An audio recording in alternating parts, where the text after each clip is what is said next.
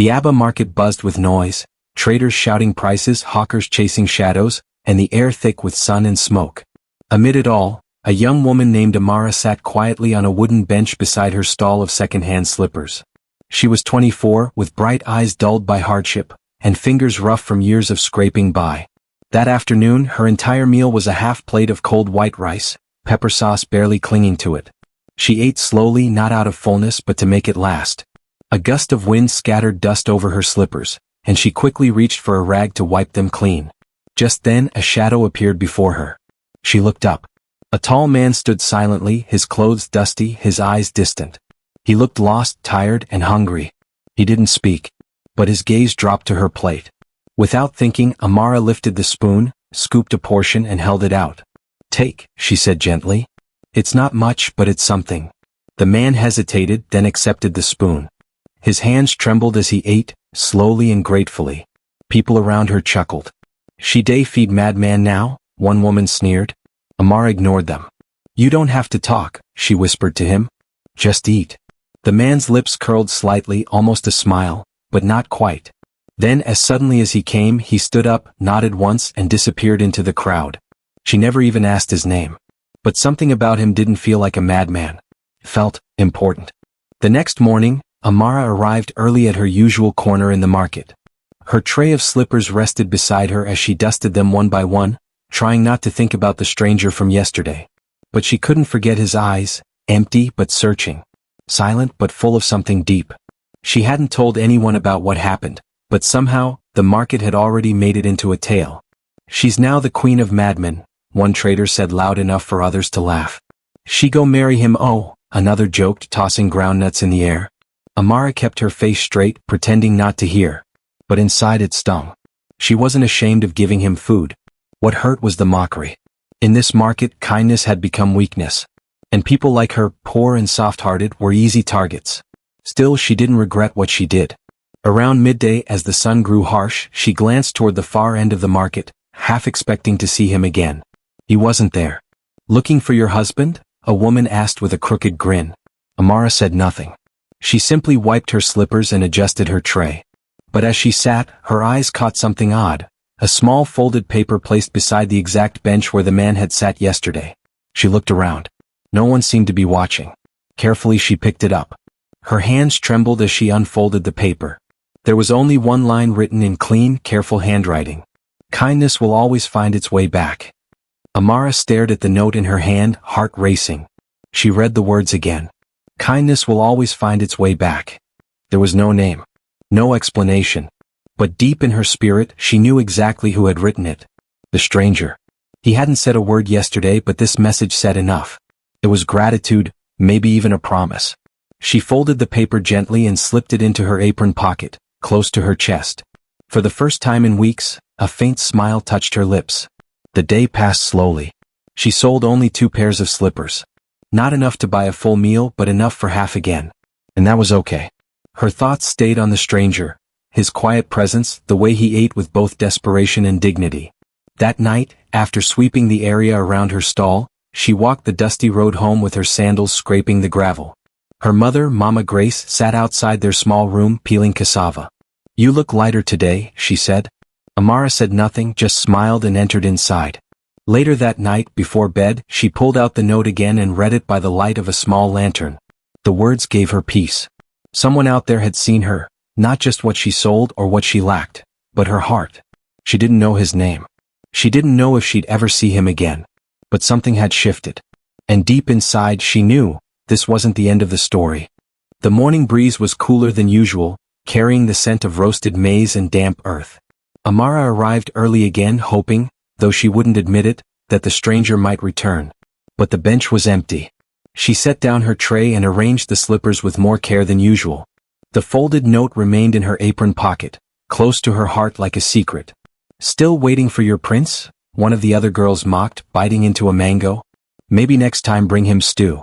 Laughter rippled around her. Amara didn't reply. That day she sold nothing. Not a single pair. Even her usual buyers seemed distant. As if her simple act of kindness had changed how they saw her. By evening she sat quietly watching the sun slide toward the edge of the sky. The crowd began to thin, the market slowly fading into shadows. Then she saw him. Far across the street, leaning beside a kiki parked near the junction, was the same man. Same eyes. Same stillness. She stood up in surprise, but before she could move, the kiki pulled away. And he was gone again. Amara ran to the spot, breath short, searching for anything. He hadn't come close this time. But there it was, another folded paper pinned beneath a small stone. She picked it up and opened it. It said, "Some hearts see beyond appearances. Yours is rare." She stood there, barefoot and speechless, the market swirling around her. Something was unfolding. And she had just stepped into it. Amara couldn't sleep that night. The second note rested beside her oil lamp, glowing faintly in the flickering light. "Some hearts see beyond appearances. Yours is rare." She read it again and again as though trying to find a hidden meaning between the lines. Mama Grace noticed her daughter's silence but said nothing. Amara had always been different, quiet, kind, and full of questions she didn't always ask aloud. The next morning she returned to the market earlier than ever. She cleaned her corner twice, arranged her slippers like precious stones and waited. Not for customers. For him. But he didn't come. Not in the morning. Not by midday. Not even at dusk. Instead, another woman from a nearby stall approached Amara with a sly smile. "They say your madman was seen outside the city gate, asking for directions," she whispered. "Directions to where?" "To here. To this market. To you." Amara's heart skipped. It made no sense. Why would a man like that, dirty, silent, strange, be searching for her? Unless he wasn't who they thought he was. That evening she walked home slowly, the wind brushing her cheeks like a whisper. Before she reached the footpath to her compound, she saw it, tied to the branch of a small tree by the roadside, a ribbon of white cloth holding yet another note.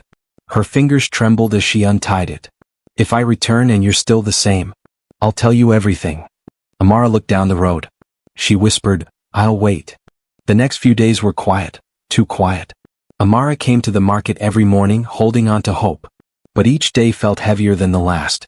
The stranger didn't return, and the notes stopped appearing. The bench stayed empty. The white ribbon on the tree wilted in the rain. The market women noticed her silence and took it as weakness. "Love letter no feed bell," one of them said with a smirk. Another added, "You better stop dreaming."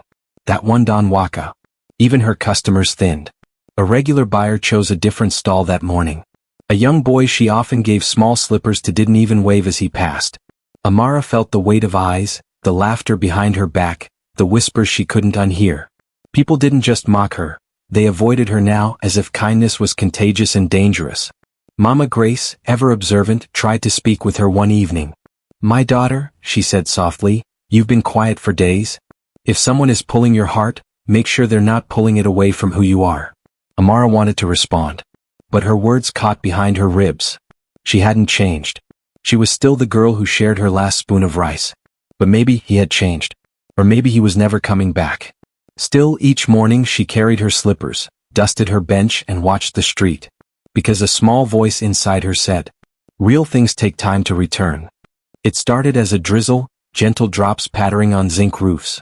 The market stirred, traders rushing to cover their wares with old tarps and nylon sheets. Amara, however, sat still under the edge of her umbrella, letting the mist touch her cheeks. She had sold nothing all day. The sky darkened and the drizzle turned into a downpour.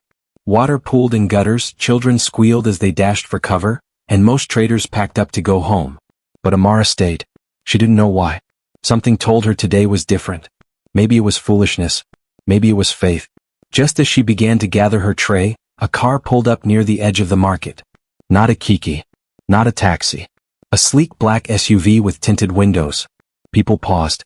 Eyes turned. No one ever brought that kind of car to this part of Abba. The door opened slowly. Out stepped a man in a clean brown kaftan. Neatly trimmed beard. Clear eyes. He looked familiar, and yet transformed.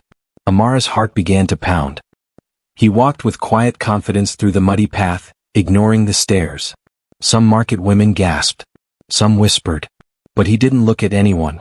He walked straight to her. Rain slid down her cheeks. She didn't move.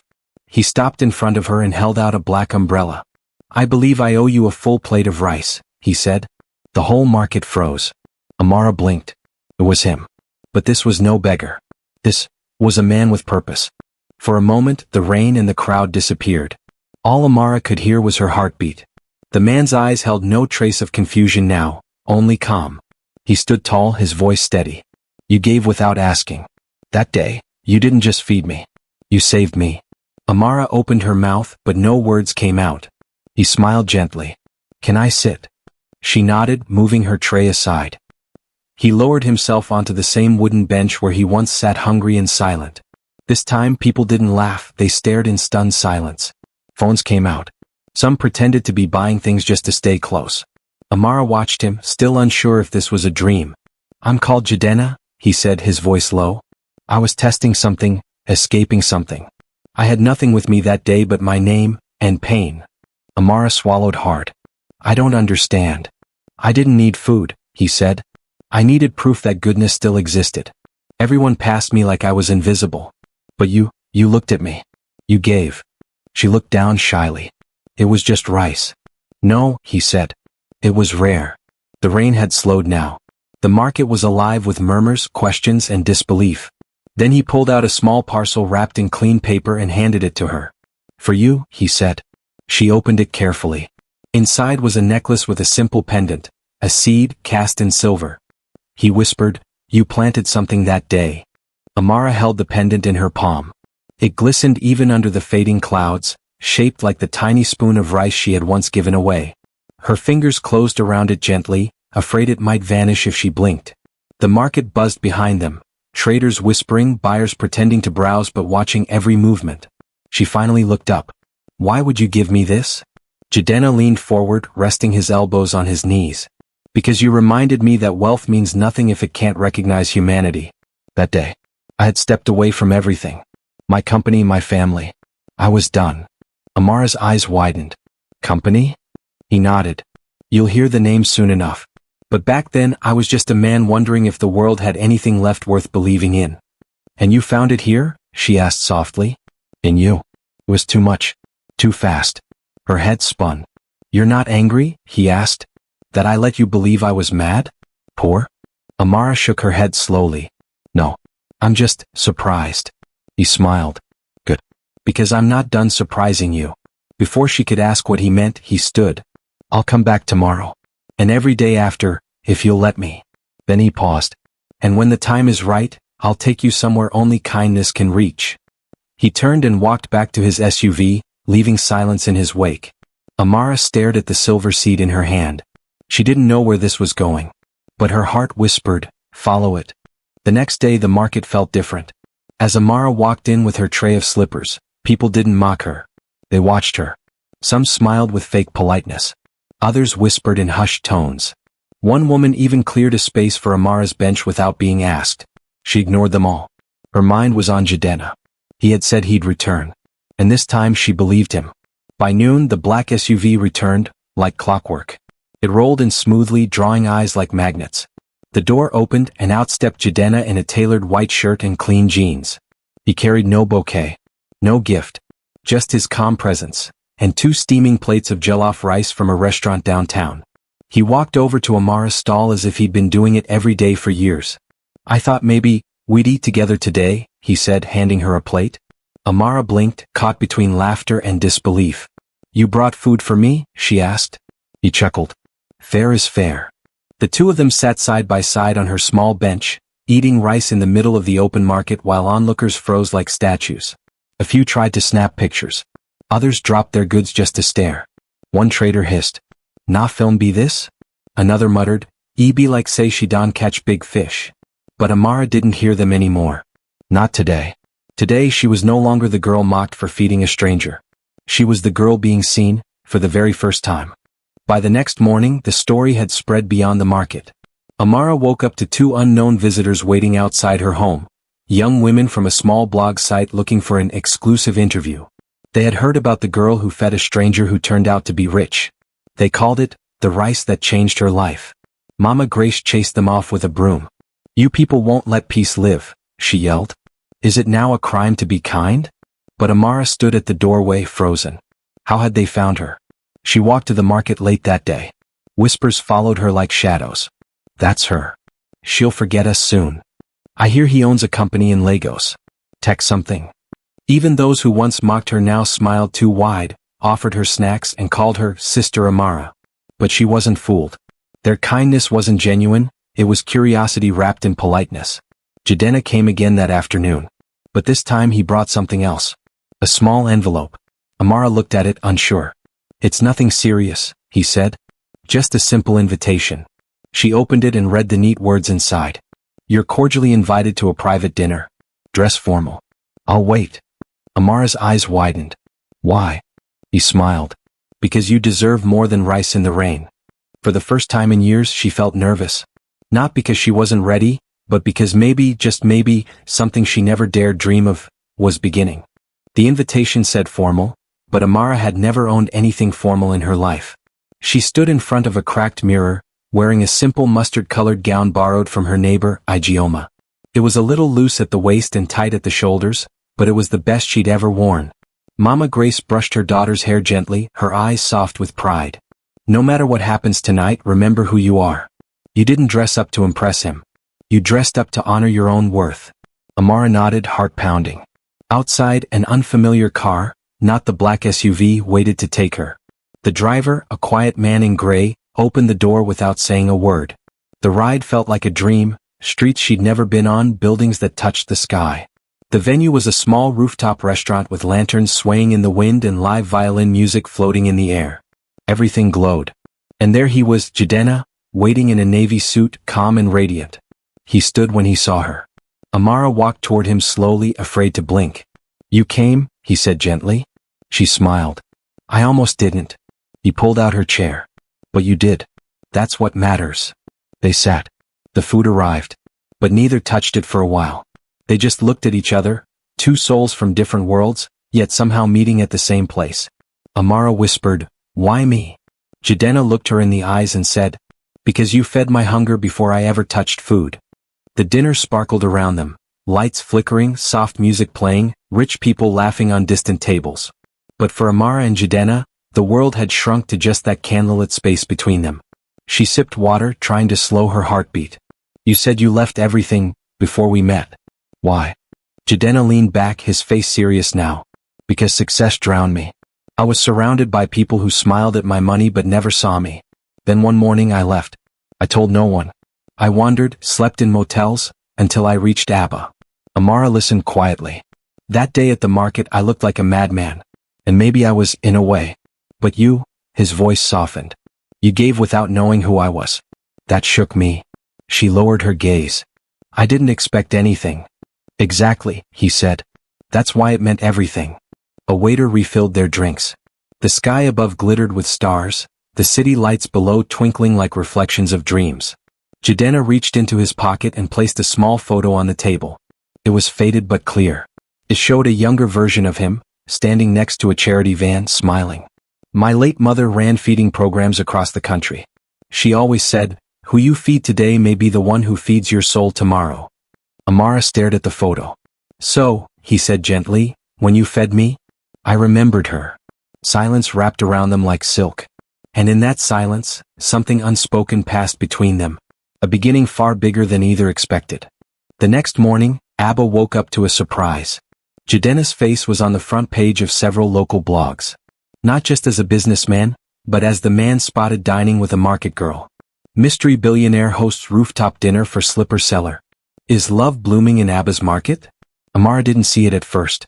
She only realized something had changed when she arrived at the market and people no longer whispered. They stared openly. Some greeted her with sudden respect. Others offered her free food. A few even apologized for mocking her. But not everyone was pleased. Mama Ndidi, the biggest trader in their row, frowned. "Don't let attention carry your head," she warned. "Men like that come and go." Amara nodded politely, but inside she wrestled with her own doubts. That evening Jidenna didn't come. No SUV. No message. The hours crawled and the bench felt colder than usual. Just when she began packing her things, a young girl ran toward her holding an envelope. "From the man," she said breathlessly. Amara opened it. Inside was a handwritten note. "I've been called back to Lagos. Urgent. But I didn't want to leave without this." A small card fell out. Read. "Flight ticket enclosed. 1 seat. 1 chance. Saturday morning. I'll be waiting." Amara's hands shook. He was gone, but not really. And now the next decision would be hers. Amara sat on her wooden bench long after the market had closed. The flight ticket in her lap felt heavier than any tray of slippers she'd ever carried. Her fingers traced the edge of the card over and over, as if the answer might be carved into the paper itself. Go to Lagos? Leave everything behind? What if it was a dream she would regret chasing? What if it was exactly what her life had been waiting for? Mama Grace found her still sitting in the dark. You've been quiet, she said softly. Amara handed her the note and ticket. Her mother read it, nodded once, and then sat beside her. You were born in the market, raised beside sweat and slippers, Mama Grace said. But kindness doesn't come from where you live. It comes from who you are. Amara blinked fast. What if I'm not ready? You were ready the day you gave rise to a man the world refused to see, her mother replied. You're not following him. You're following what you started. That night, Amara packed her small bag. Just 2 dresses, the silver seed necklace and the folded notes. As the sky turned orange the next morning, she stepped into the waiting car Jidenna had sent. Behind her, the market stirred awake. Ahead of her, a runway waited. And in her heart, a single truth echoed. Kindness had carried her this far. Now it was her turn to see where it could take her. The plane hummed softly as Amara stared out the window. Below her, the city of Abba disappeared into mist and memory. Ahead, Lagos stretched wide like a new chapter. No slippers, no benches, no stairs. When she stepped off the plane, Jidenna was waiting. Not in a suit, not behind glass, but in a simple shirt, standing by himself with a quiet smile. You came, he said again, just like he did the night of the dinner. Amara exhaled, nervous but steady. I'm not sure what happens now. Good, he replied. That means you're open to anything. He didn't take her to a mansion or a hotel. Instead, he brought her to a quiet house on the outskirts of the city, surrounded by gardens, soft music, and staff who greeted her with respect. I built this house for peace, he said. But it never felt full. Until now. She explored the rooms like a visitor in someone else's dream. The walls held art from across Africa. The kitchen smelled of fresh bread. There was a library filled with books, and on a small table, framed quietly, sat the first note she had given him. It's not much, but it's something. He had kept it. Later that evening, they sat under a mango tree in the garden, sipping zobo in silence. Jidenna finally said, This isn't about romance or gratitude. It's about destiny. And you have a place here, if you still want it. Amara didn't speak yet. But her eyes said everything. The next morning, Jidenna led Amara into a tall glass building in Lekki. It wasn't the tallest on the street, but it stood proud, with clean lines, sunlight dancing off its surface, and a soft golden logo above the doors. Nuru Group. Inside, people in suits moved like clockwork. Laptops clicked, elevators whispered open and closed, and conversations hummed beneath soft jazz music. Amara walked beside him, quiet, unsure. I started this company 10 years ago, Jidenna said. We handle tech solutions for schools and rural businesses. Real needs, not just rich problems. She nodded, still trying to absorb it all. He stopped in front of a hallway lined with photographs, black and white portraits of workers, farmers, children using devices she had never even touched before. Then, at the end of the hall, he pointed at a blank space. I've saved this spot, he said, for the person who reminded me why I built all this in the first place. Amara stared at the wall, confused. He reached into his folder and brought out a framed photograph. It was her. Taken discreetly the day they sat on the bench eating rice in the rain. He hung it beside the others. Above it, a small brass plate read, She gave without knowing who I was, reminding me of who I used to be. Tears welled in Amara's eyes. This is too much, she whispered. Jidenna looked at her gently. No, this is just enough, for someone who gave more than she realized. And for the first time she believed it. The next few days felt like walking through dreams. Amara was given her own room in the quiet house, filled with books, light fabrics, and a view of the garden. She spent mornings walking through the flowers, evenings talking with Jidenna about everything from his mother's legacy to her days in the market. Then came the evening he invited her to a gala. I want the world to meet you, he said. Amara panicked. I have no gown. I don't even know how to walk in heels. He smiled. You fed me barefoot. You don't need anything else to belong. Still, a tailor came. A stylist. A calm, smiling driver took her to the venue in a silver car. The building shimmered with golden lights, cameras flashing as guests arrived. Inside, under a chandelier of hanging crystals, Amara walked in with Jidenna by her side. Conversations paused. Heads turned. He led her to the stage during his address. This company was born from innovation, he told the crowd. But it was saved by a single act of kindness. A spoon of rice from someone who didn't know my name. The screen behind him lit up, with her photo, the old bench, and the folded note. And today, he said, turning to Amara, I'm proud to say that she's no longer a stranger. She's part of the story. The room erupted in applause. But Amara's eyes never left his. Because she could already feel what was coming next. The applause slowly faded, but Amara's heart kept racing. She stood on the stage, hands gently clasped, unsure of where to look, until Jidenna turned to her fully, holding a small box in his hand. Not a grand gesture. Not on one knee. Just quiet sincerity in his eyes. Amara, he said, when I was at my lowest, the world walked past me. But you stopped. You gave without knowing who I was, and that act reshaped everything I thought I knew. She blinked back tears. This is not about riches, he continued, or charity, or repayment. It's about partnership. It's about trust. It's about walking through the storm barefoot, and choosing to do it again together. He opened the box. Inside was a delicate ring shaped like a seed, mirroring the silver pendant she wore every day. The audience gasped. I'm not asking for a show, he said. I'm asking for your yes in real life. Off the stage. In quiet mornings and slow evenings. Will you walk with me, Amara? Time paused. Amara's eyes filled. Not just with surprise, but with clarity. She thought of the market. The whispers. The rain. The spoon of rice. She thought of her mother's words, the silver pendant, and the note that started it all. And she whispered, not with fear but with fullness. Yes. I've been walking toward this my whole life. The room erupted. But in that moment, it was just them, two souls that saw each other before the world did. Weeks passed.